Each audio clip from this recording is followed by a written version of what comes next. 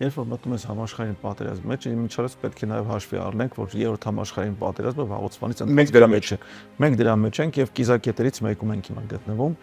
Պետք է ամեն ինչ անենք, որպեսզի ձեռներից եկածը սանենք։ Ամեն ինչ։ Չպետք է հետ կանգնենք եւ սպասենք, որ մեզ ինչ-որ մեկը կպաշտպանի։ Իմիջիայլոց ասենք նույն Տրամպը այս վերջերս իր ուղերձներից մեկում ասեց, որ մենք օգնելու ենք միայն այն պետություններին, որոնք իրենց գլխի ճարը փորձում են իրենց տեսնել, որոնք ուժեղ են կամ ուզում են ուժեղ լինել։ Մենք բառացիորեն կրկնում ասում ենք ամերիկյան ռազմական տեխնիկան եւ տեխնոլոգիան տալու ենք այն պետություններին, որոնք չեն զլանում իրենց պաշտպանությունը կազմակերպել։ Հիմա մենք Հայաստանը որպես այդպիսին դիվանագիտական եւ պատերազմի առումով դարձել ենք օբյեկտ։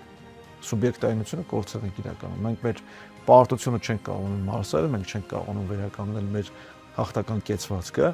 միշտ պետք է անենք լրիվ հակառակը։ Պետք է ստեղծենք հանրային համերաշխության այնպիսի մթնոլորտ, որ հաղթելը եւ հաղթական լինելը լինի ոնց որ ազգային շահերի ցուցակում պետք է լինի ամենավերևում, եւ կարողանանք դրա շուրջ եւ համախմբվել եւ վերականգնել մեր հզորությունը եւ վերականգնել մեր արժանապատվությունը։